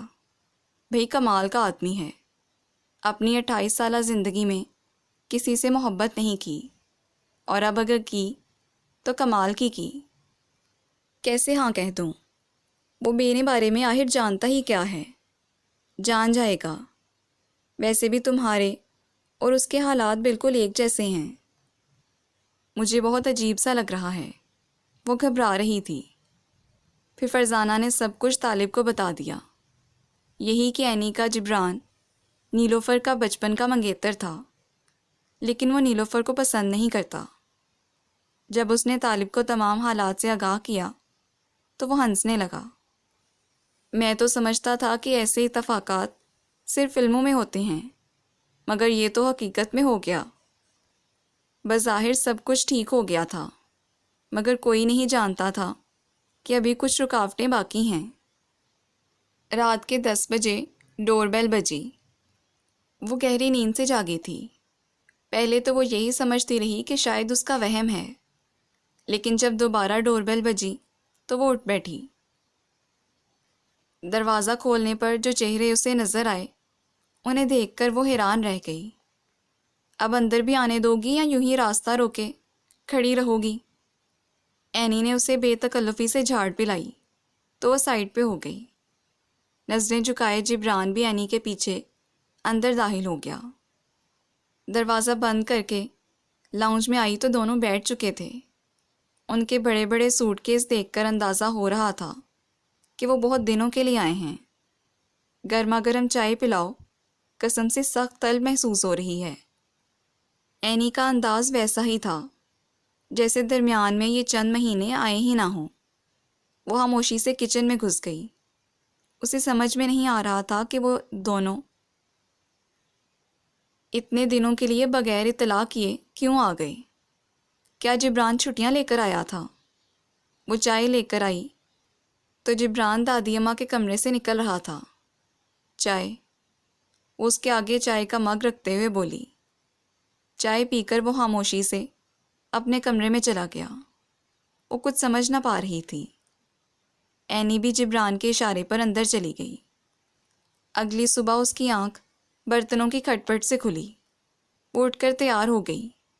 کچن میں آئی تو اینی بانو کے ساتھ ناشتہ بنانے میں مصروف تھی۔ وہ حیرت سے اسے دیکھتی رہی۔ اینی کے انداز دیکھ کر بانو نے فکر مندی سے اس کی طرف دیکھا تھا۔ یہ کچن کا کیا حال بنا رکھا ہے تم نے؟ صفائی نہیں کرتی کیا؟ وہ بانو کو ایسے جھاڑ پلا رہی تھی جیسے صدیوں سے اسی گھر کی باسی ہو۔ نیلوفر کو بہت عجیب سا لگا۔ بانو میں آفس جا رہی ہوں، اینی سے پوچھ کر کھانا بنا لینا۔ آج بھی آفس جا رہی ہو؟ چلو ٹھیک ہے جاؤ، مگر وہاں کسی کو ہماری آمد کے بارے میں نہ بتانا، رات کو بات ہوگی۔ اینی نے چائے بناتے ہوئے مصروف سے انداز میں کہا۔ آفس میں سب کچھ ٹھیک تھا۔ طالب لنچ ٹائم میں آیا تو وہ جان بوجھ کر فائلیں اٹھا پٹک کرنے لگی۔ آج بابا سے بات کر لوں گا، پھر ہم جلد ہی آئیں گے، اور یہی بتانے آیا تھا۔ وہ خاموش ہی رہی، مسکرا بھی نہ سکی۔ ایک دفعہ جی چاہا کہ فرزانہ سے رات والی بات کر دے، مگر خاموش رہی۔ اینی نے منع جو کیا تھا۔ رات کو گھر پہنچی تو وہ دونوں کھانا کھا رہے تھے۔ تم اتنی دیر سے گھر آتی ہو؟ جبران ذرا سختی سے بولا۔ نہیں 5 بجے آ جاتی ہوں۔ آج سٹاف کے ساتھ مسز مقبول کے گھر گئی تھی۔ ان کا اپینڈکس کا آپریشن ہوا ہے، اسی لیے دیر ہو گئی۔ آؤ بیٹھو، مجھے تم سے کچھ بات کرنی ہے۔ جبران بہت سنجیدہ تھا۔ وہ بہت تھکی ہوئی تھی مگر پھر بھی بیٹھ گئی۔ دیکھو نیلی، جب چاچو کی ڈیتھ ہوئی تھی تو میں نے سوچا تھا سب میرا قصور ہے۔ میں نے ان کے پیار پر شک کیا تھا، میں تمہیں دوست سمجھتا تھا، مگر انہوں نے جو بات کی تھی وہ تو میرے وہم و گمان میں بھی نہیں تھی۔ پھر جب ان کے وفات کے بعد میں نے تم سے رشتہ جوڑ لیا تو سوچا کہ اسے نبھانے کی کوشش کروں گا، مگر میں ایسا نہیں کر سکا، اس موضوع سے کترانے لگا۔ پھر دادی اماں کی وفات پر جو کچھ میں کہہ کر گیا وہ غلط نہیں تھا، مجھے واقعی تمہاری فکر تھی، مگر میں آ نہیں سکا۔ وجہ تو تم جانتی ہو۔ اینی جب میرے پاس پہنچی تو میں تمہارے پاس آنے کی تیاری کر رہا تھا۔ چلو جو بھی ہوا، پھر میں نے اینی سے بات کی تو اس نے کہا کہ وہاں بہت سے لوگ ہوں گے۔ جب میں نے اسے تمہاری تصویر دکھائی تو وہ حیرت سے بولی، یہ تو اپنی نیلی ہے، بس بے فکر ہو جاؤ، بہت سے لوگ ہیں وہاں، گھبراؤ مت۔ وہ کچھ دیر خاموش ہو گیا۔ میری جاب ختم ہو گئی ہے۔ کچھ عرصہ تو وہاں کراچی میں نے جاب ڈھونڈنے کی کوشش کی، مگر پھر مجھے خیال آیا کہ یہ گھر، اس میں بھی تو آدھا حصہ میرا ہے، اور اگر میں چاچو کا کام دوبارہ شروع کر دوں تو کیا برائی ہے؟ وہ بول رہا تھا اور اینی تائیدی انداز میں سر ہلا رہی تھی۔ وہ اکا بکا رہ گئی۔ تو اس نے سوالیہ انداز میں جبران کی طرف دیکھا۔ اب ہم چاہ رہے ہیں کہ میں کام شروع کر دوں تو کر دو، میں بھلا کیا کہہ سکتی ہوں؟ وہ لا تعلقی سے بولی۔ جبران اور اینی کے چہروں پر مسکراہٹ دوڑ گئی۔ اگلے چند دنوں میں گھر کی سیٹنگ اینی نے اپنی مرضی سے چینج کر لی۔ کچن کا سارا ہولڈ بھی اینی کا تھا، وہ تو بس کمرے میں محدود ہو کر رہ گئی۔ آفس گئی تو لنچ ٹائم میں طالب آ گیا۔ آج شام کو بابا اور میں آ رہے ہیں، ساتھ میں ایک آنٹی بھی ہوں گی۔ نہیں، وہ ایک دم بولی۔ کیوں؟ وہ حیرت اور غصے سے بولا۔ وہ جھجکنے لگی۔ اینی نے اسے منع کیا تھا کہ کسی کو بھی ان کے بارے میں نہ پتہ چلے۔ کیا وہ لگا رکھی ہے؟ جلدی بولو نیلوفر، وہ بےتابی سے بولا۔ جبران اور اینی آ گئے ہیں ہمیشہ کے لیے۔ کیا ہمدانی انکل اینی کی موجودگی میں آنے پر تیار ہو جائیں گے؟ وہ اسے چھپا نہ سکی۔ او نو، اب کیا لینے آ گئے ہیں وہ؟ اس کا غصہ دیدنی تھا۔ مختصراً اس نے سب کچھ اسے بتا دیا۔ چلو میں کچھ سوچتا ہوں، تم پریشان نہ ہونا۔ وہ چلا گیا۔ جبران نے کام شروع کر دیا تھا اور چند ہی دنوں میں اس کا کام بہت اچھا چل پڑا تھا۔ اسے محسوس ہو رہا تھا جیسے آہستہ آہستہ سارے گھر پر ان دونوں کی حکمرانی ہو۔ دن معمول کے مطابق گزر رہے تھے۔ پھر ایک دن جبران نے اسے ریزائن دینے کی بات کی۔ بس اب میں یہاں ہوں تو کیا ضرورت ہے ہوار ہونے کی، اور گھر میں بھی اینی کا ساتھ ہے۔ نوکری چھوڑ دو۔ وہ جاب چھوڑنے کے حال سے ہی افسردہ ہو گئی۔ فرزانہ اور وقار حسب معمول کچھ دنوں بعد چکر لگانے آئے تو اینی کو دیکھ کر حیران رہ گئے۔ اس نے فرزانہ کو سب کچھ بتا دیا۔ وہ تو غصے میں آگ بگولا ہو گئی۔ یہ جبران صاحب سمجھتے کیا ہیں اپنے آپ کو؟ وہ کہتے جائیں گے تم مانتی جاؤ گی۔ مجھے تو لگتا ہے تم ایک کٹ پتلی ہو جس کی ڈور جبران کے ہاتھ میں ہے۔ خود تو وہ ساری خوشیاں اکٹھی کر کے بیٹھ گیا ہے، حکم چلانے کے لیے تم جیسی سیدھی، معصوم اور سہمی ہوئی کزن بھی موجود ہے۔ وہ جو کہے گا تم مانتی جاؤ گی۔ اچھی بھلی خوشی مل رہی تھی، طالب ہمدانی کا رشتہ آ رہا تھا، ان دونوں میاں بیوی نے رکاوٹ ڈال دی۔ وہ بہت جلی بھنی بیٹھی تھی۔ اب میں کیا کر سکتی ہوں؟ وہ الجھ رہی تھی۔ چھوڑ دو نوکری، بیٹھ جاؤ گھر، جو وہ کہتا ہے بوتل کے جن کی طرح مانتی جاؤ۔ اس نے کہا مجھے تم سے محبت نہیں ہے، میں تم سے دور جا رہا ہوں، تم خاموش رہیں۔ اس نے کہا میں آ رہا ہوں، تم سے شادی کروں گا، تم چپ رہیں، حالانکہ مجھے معلوم ہے تم بھی اسے پسند نہیں کرتی۔ اس نے کہا میں شادی تم سے کروں گا۔ مگر محبت کسی اور سے کرتا ہوں۔ تم نے زبان نہیں کھولی، پھر آنے کا وعدہ کر کے گیا اور وعدہ شکن نکلا۔ تم خاموش رہیں۔ نیلوفر، تم انسان ہو کہ پتھر کا مجسمہ؟ فرزانہ کا غصہ کسی طور کم نہیں ہو رہا تھا۔ سیریسلی بتاؤ کہ اب کیا کروں؟ وہ اس کی طرف پانی کا گلاس بڑھاتے ہوئے بولی۔ دیکھو نیلوفر، فرزانہ نے پانی کا گلاس ایک طرف رکھا اور اٹھ کر کمرے کا دروازہ بند کر دیا۔ وقار اسے چھوڑ کر جا چکا تھا۔ ہاں تو میں کہہ رہی تھی کہ تم کل آفس جاؤ اور طالب کو سب کچھ بتا دو، اس سے کچھ بھی نہ چھپاؤ۔ تم یوں خاموش رہ کر اپنا نقصان ہی کرو گی، خالی ہاتھ رہ جاؤ گی۔ جبران کی زندگی میں تم کہیں بھی نہیں ہو، وہ تو صرف اپنا اور اینی کا فائدہ دیکھے گا۔ کل کو اس کے بچے ہو جائیں گے تو پھر تمہاری کیا حیثیت ہوگی؟ دیکھ لو وہ دونوں میاں بیوی کتنے سازشی ہیں۔ آہستہ آہستہ گھر اور تمہارے بابا کے کاروبار پر قبضہ جما لیا۔ بہرحال جو بھی ہے، میرا مخلصانہ مشورہ یہ ہے کہ تم طالب کو سب کچھ بتا دو۔ فرزانہ نے سنجیدگی سے کہا تو اس نے اس بات میں سر ہلا دیا۔ آفس سے واپسی پر وہ طالب کے آفس میں گئی تھی۔ وہ کسی کام میں مصروف تھا۔ آؤ نیلوفر، مجھے بھی تم سے بہت اہم بات کرنی تھی۔ وہ کچھ پریشان لگ رہا تھا۔ مجھے بھی کچھ کہنا ہے۔ وہ کرسی گھسیٹ کر بیٹھ گئی۔ کہو، میں سن رہا ہوں۔ وہ بہت الجھا ہوا لگ رہا تھا۔ پھر اس نے سب کچھ اسے بتا دیا۔ بے اختیار ہی اس کے آنسو نکل پڑے۔ وہ کافی دیر روتی رہی۔ شاید اب وہ اس عجیب و غریب زندگی سے تھک گئی تھی۔ پلیز نیلوفر، اس طرح بہیو مت کرو، کوئی نہ کوئی راستہ نکل آئے گا۔ فی الحال میں تمہیں یہ بتانا چاہ رہا تھا کہ بابا اینی کی موجودگی میں تمہارے گھر آنے کو تیار نہیں ہیں، اور مسز مقبول کا خیال تھا کہ جبران اور اینی کو بتائے بغیر مسز مقبول کے گھر پہ رشتہ کر لیا جائے۔ مگر تم خود سوچو، یہ کیا بات ہوئی؟ اگر انسان اپنے آپ کو حالات کے ہاتھ میں دے دے اور اللہ پر مکمل بھروسہ رکھے تو سب کچھ ٹھیک ہو جاتا ہے، کچھ بھی غلط نہیں ہوگا۔ پلیز تم آنسو صاف کرو۔ وہ بہت سنجیدگی سے کہہ رہا تھا۔ وہ آنسو صاف کرنے لگی۔ ایک بات اور ہے، وہ یہ کہ اس بات کی تسلی رکھو کہ اس دل کے دیار میں صرف نیلوفر احمد کا مکان ہے۔ چاہے کچھ بھی ہو جائے، دنیا ادھر کی ادھر ہو جائے، مگر اس یقین کو دل میں واسق رکھنا۔ وہ بہت سنجیدگی سے بولا تو وہ مسکرانے لگی۔ یہ شخص نہ جانے اس کی کون سی نیکی کا صلہ تھا۔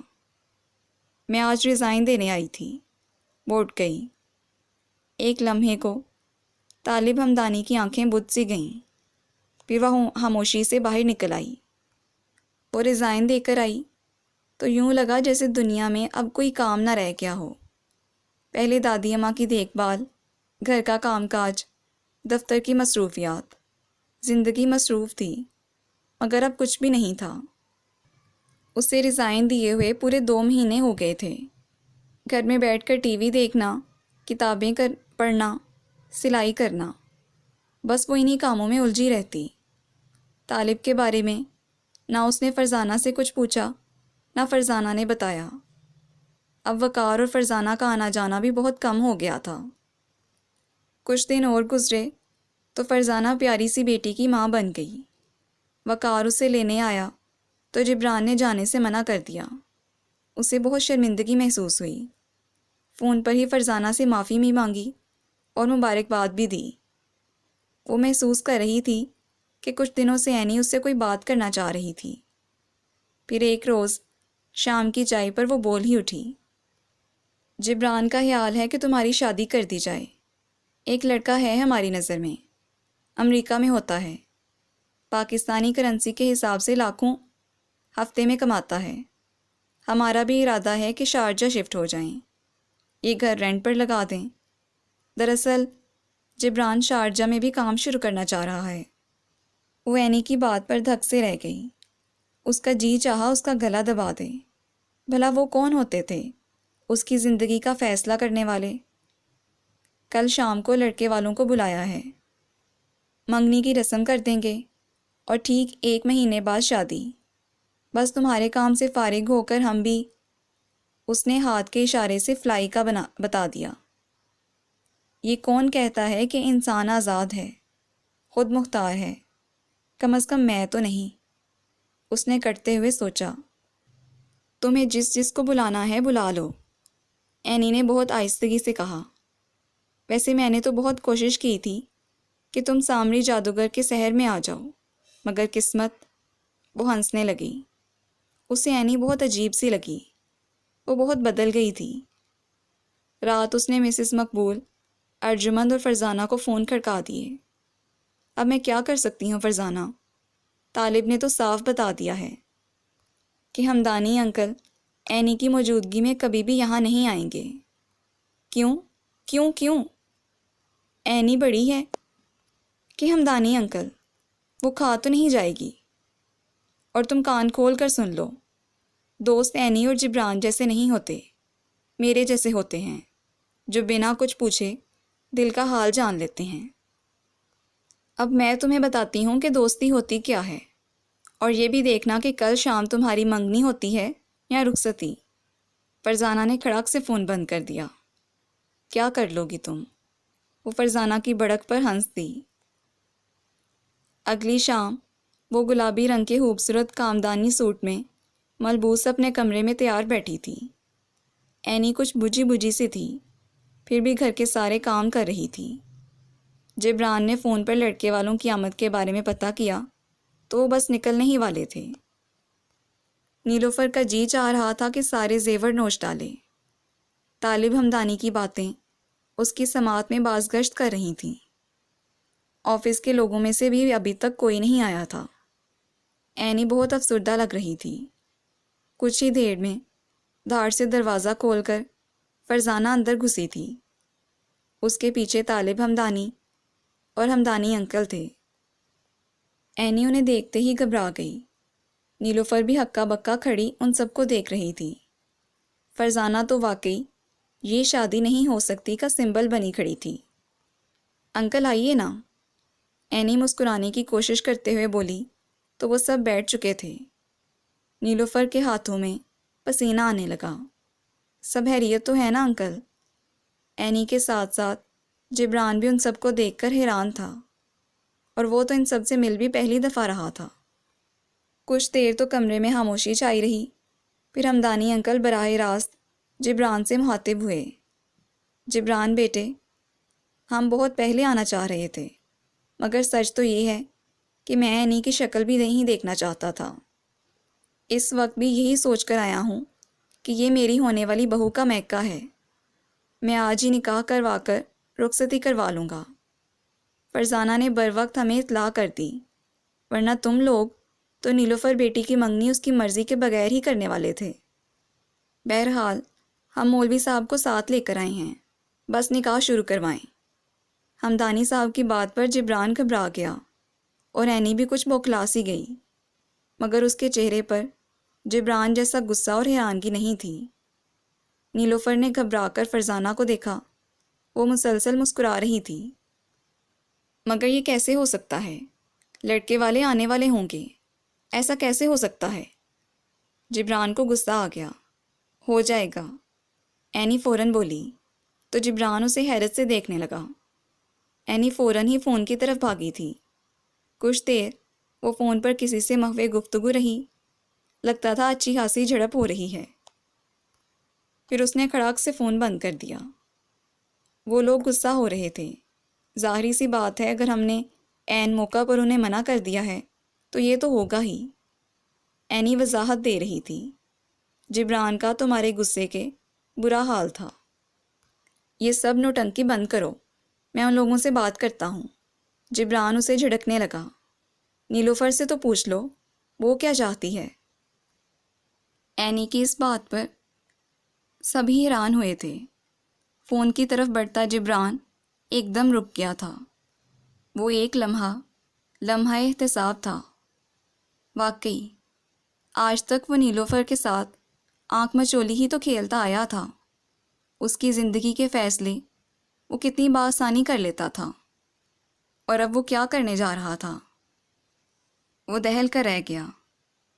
کچھ ہی فاصلے پر بیٹھی نیلوفر سہمی ہوئی نظروں سے اسی کی طرف دیکھ رہی تھی۔ کیا کچھ نہیں تھا ان نظروں میں؟ وہ آہستہ آہستہ چلتا نیلوفر تک آ گیا۔ آج جو کچھ بھی ہوا میرے لیے حیران کن ہے، مجھے تم سے کچھ بات کرنی ہے۔ اس نے نیلوفر کو کہتے ہوئے باقی سب کو دیکھا۔ سب نے ہی اس کی نظروں کا پیغام پڑھ لیا اور خاموشی سے کمرے سے نکل گئے۔ دیکھو نیلوفر، اس وقت تمہارے دل میں جو کچھ بھی ہے کہہ دو۔ اس کی بات کے جواب میں وہ خاموشی رہی۔ بولو نیلی، پلیز کچھ بولو، ورنہ میں کوئی غلط فیصلہ کر بیٹھوں گا۔ آج پہلی دفعہ مجھے احساس ہوا ہے کہ میں نے تمہارے ساتھ بہت زیادتی کی ہے۔ پلیز نیلی، بولو، تمہارے دل میں کیا ہے؟ وہ اس کے سامنے آ بیٹھا۔ کبھی یہی شخص اسے کتنا بیگانہ لگتا تھا، اس سے چڑ محسوس ہوتی تھی، اور آج وہ کتنا مہربان ہو رہا تھا۔ طالب، وہ بہت آہستگی سے بولی تھی۔ وہ اس کا جواب سن کر مسکرا دیا، پھر بہت آہستگی سے اس کے سر پہ ہاتھ رکھ دیا۔ مگر وہ لوگ، اس نے ان لوگوں کا ذکر کیا جنہیں اینی نے فون پر منع کیا تھا، جو اسے منگنی کی انگوٹھی پہنانے آنے والے تھے۔ لوگوں کی باراتیں واپس ہو جاتی ہیں، یہ تو پھر بس تمہیں دیکھنے آنے والے تھے، میں سنبھال لوں گا۔ وہ اسے تسلی دینے لگا۔ دروازے سے کان لگا کر کھڑی اینی نے سوچا، بس یہی خلش تھی دل میں کہ تمہارے ساتھ ناانصافی ہو رہی ہے، اور طالب پر بھی غصہ تھا کہ وہ آتا کیوں نہیں، اسی لیے یہ سب کچھ کرنا پڑا۔ اگر میں آج تمہارے لیے یہ منگنی کا ڈرامہ نہ کرتی تو یہ سب کچھ کبھی نہ ہوتا۔ انکل ہمدانی اپنی ضد کبھی نہ توڑتے، ورنہ لڑکے والے تو ابھی صرف تمہیں دیکھنے آ رہے تھے۔ شکر ہے خدا کا، سب کچھ ویسا ہی ہو گیا جیسا میں نے سوچا تھا۔ قدموں کی چاپ سن کر وہ وہاں سے ہٹ گئی۔ کچھ ہی دیر میں نکاح ہو گیا۔ وہ طالب کے ساتھ رخصت ہو کر اس کے گھر آ گئی۔ ہمدانی انکل اپنے کمرے میں چلے گئے اور وہ طالب کے ساتھ چلتی ہوئی اپنے کمرے تک آ گئی۔ بہت عجیب سا لگ رہا ہے، ایسے کبھی نہیں سوچا تھا کہ اس گھسی ہوئی جینز میں نکاح پروانے چلا جاؤں گا۔ وہ ہنس رہا تھا اور وہ سارے حالات و واقعات پر غور کر رہی تھی۔ ذہن معاف ہو رہا تھا۔ بابا کہہ رہے تھے کہ کل سب عزیز رشتہ داروں کو بلا کر دعوت کر لیں گے، سب کو پتہ چل جائے گا۔ میں نے تو نہ جانے کیا کیا دھوم دھڑکے سوچ رکھے تھے۔ میں تمہارے لیے شادی کا ڈریس بھی پسند کرایا تھا۔ چلو جو بھی ہوا قسمت میں ایسے ہی لکھا تھا۔ فلمیں دیکھتے ہوئے یہ کبھی بھی نہیں سوچا تھا کہ ایک دن خود فلمی سچویشن سے گزرنا پڑے گا۔ میرے پاس تو منہ دکھائی کے لیے بھی کچھ نہیں ہے۔ اس کا ہاتھ تھامے بول رہا تھا، آپ ہیں نا؟ وہ بھی بہت آہستگی سے بولی تھی۔ بے ساختہ طالب کا کہہ کہا نکل گیا، ہمارے ہاں ایک رسم ہوتی ہے، بابا تم سے تمہاری فرمائش پوچھیں گے، بول دینا کوئی قیمتی سی چیز۔ وہ جوتے اتارتے ہوئے بولا۔ تبھی اس کے ذہن میں کھٹ سے گھبرائی گھبرائی اینی کا چہرہ آ گیا۔ وہ سمجھ چکی تھی کہ اینی نے بظاہر تو جبران کا ساتھ دیا تھا، لیکن اندر ہی اندر وہ اس کے لیے پریشان تھی۔ میں نے کہا تھا نا، اس دل کے دیار میں صرف نیلوفر احمد کا مکان ہے۔ طالب کی خوشی دیدنی تھی، مگر اس مکان کو مضبوط کرنے میں بہت سے لوگوں کا ہاتھ ہے، فرزانہ، وقار، جبران اور اینی۔ وہ بہت سنجیدگی سے بولی، اینی؟ طالب کے ماتھے پہ تیوریاں چڑھ گئیں۔ غلطی انسان سے ہی ہوتی ہے طالب، پلیز اسے معاف کر دیں۔ اس کے ہاتھ تھامتے ہوئے بولی، تمہیں نہیں پتہ کہ کیسے آج فرزانہ نے اور میں نے بابا کو وہاں چلنے پر مجبور کیا تھا۔ طالب الجھنے لگا۔ صبح جب انکل مجھ سے میری فرمائش پوچھیں گے تو آپ میری مخالفت مت کیجیے گا۔ وہ اسے وعدہ لینے لگی۔ کچھ دیر تو وہ خاموش رہا، پھر ہنستے ہوئے بولا، چلو صبح دیکھیں گے۔ اور پھر صبح ناشتے کی میز پر جب انہوں نے اس کی فرمائش پوچھی تو اس نے ڈائننگ ٹیبل کے نیچے سے طالب کا ہاتھ مضبوطی سے تھام لیا۔ انکل آپ انکار تو نہیں کریں گے؟ وہ ڈر رہی تھی۔ طالب نے اس کا ہاتھ دوسرے ہاتھ میں تھام لیا۔ اسے کچھ تسلی ہوئی۔ تم کہو بیٹی، وہ بہت شفقت سے بولے۔ اس کا حوصلہ بڑھا۔ مجھے میکے کا مان تو مل ہی گیا ہے انکل، اب میرا سسرال بھی پورا کر دیں، اینی کو راضی کر لیں انکل۔ وہ بہت سوچ سمجھ کر بولی تھی۔ ایک دفعہ تو انہوں نے گھور کر اسے دیکھا تھا، پھر خاموشی سے اٹھ کر وہاں سے چلے گئے۔ طالب کے شانے پر سر رکھ کر وہ رو دی۔ میرا دل ایسا ہی برا ہے، اب جب تک اینی نہیں آئے گی مجھے کچھ اچھا نہیں لگے گا۔ میں بھی؟ طالب نے شرارت سے پوچھا۔ ہاں، وہ روتی رہی۔ کچھ دیر بعد لاؤنج کا دروازہ زور سے کھلا۔ غضب خدا کا، شادی والا گھر ایسا ہوتا ہے؟ نہ پھول، نہ فانوس، نہ ڈھولک، نہ بینڈ، نہ باجا۔ اینی مسلسل بولتی ہوئی اندر داخل ہوئی تھی۔ وہ سیدھی ہو بیٹھی، آنکھوں کو مل مل کر دیکھا۔ بلا شبہ وہ اینی ہی تھی۔ اینی؟ وہ دوڑ کر اس سے لپٹ گئی۔ اچھا ہوا انکل مجھے لینے آ گئے۔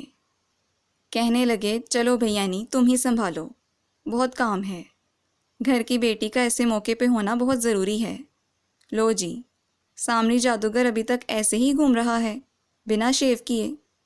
وہ اپنی اسی بے فکری سے بول رہی تھی جیسے درمیان میں کچھ ہوا ہی نہ ہو۔ نیلوفر کی آنکھوں میں آنسو آ گئے۔ طالب نے بھی آگے بڑھ کر اینی کے سر پر ہاتھ رکھ دیا۔ تبھی ہمدانی انکل اندر داخل ہوئے۔ وہ بھی مسکرا رہے تھے۔ دیارے دل میں بسنے والے لوگ، سب لوگ ساتھ ہوں تو خوشیاں منانے کا مزہ آتا ہے۔ ایک دوسرے کی غلطیاں معاف کر دینا چاہیے، اسی میں بھلائی ہے۔ ہم لوگ جذبات میں آ کر بہت سے غلط قدم اٹھا لیتے ہیں، اور شاید بار بار اٹھاتے ہیں، بعد میں پچھتاتے ہیں۔ یہ سب غلط قدم ہم سب نے ہی اٹھائے ہیں اور پھر پچھتائے بھی ہیں۔ اب ہم سب کو دل سے کدورتیں نکال کر ایک دوسرے کے ساتھ ہنسی خوشی رہنا چاہیے۔ ان کی بات پر سب کے چہروں پر مسکراہٹ دوڑ گئی تھی۔ پھر جب اینی سارا گھر سجا سنوار کر جانے لگی تو وہ دھیرے سے اس کے کان میں بولی، شام کو اکیلی مت آنا، جبران کے ساتھ آنا۔ ہاں، اور تمہیں اور طالب کو مکلاوا بھی تو لے کر جانا ہے، وہ مسکراتے ہوئے بولی۔ نیلوفر کو محسوس ہوا جیسے ساری کائنات جھوم اٹھی ہو۔ سچ ہے، اپنوں کی غلطیاں کوتاہیاں معاف کر دینے میں ہی بہتری ہے۔ 4 دن کی زندگی میں سب ساتھ مل کر خوشیاں منا لیں تو ہی زندگی کا مزہ ہے۔ گلے شکوے دور کر کے سب کو محبت بانٹیں، یہی زندگی ہے۔ طالب نے مسکراتے ہوئے اس کی طرف دیکھا تو وہ دھیرے سے بولی تھی، دل کے دیار کو دوبارہ آباد کرنے میں میری مدد کا شکریہ۔ اور اس کی اس بات پر طالب بھی ایک بار پھر کھل کر مسکرا دیا۔ لسنرز، یہ ناول تو کمپلیٹ ہو گیا ہے۔ آپ کو یہ ناول کیسا لگا اس پر اپنا فیڈ بیک بھی دیجیے گا، اور چینل کو سبسکرائب کرنا مت بھولیے گا۔ نیکسٹ کسی نئے ناول کے ساتھ جلدی ملاقات ہوگی۔ اللہ حافظ۔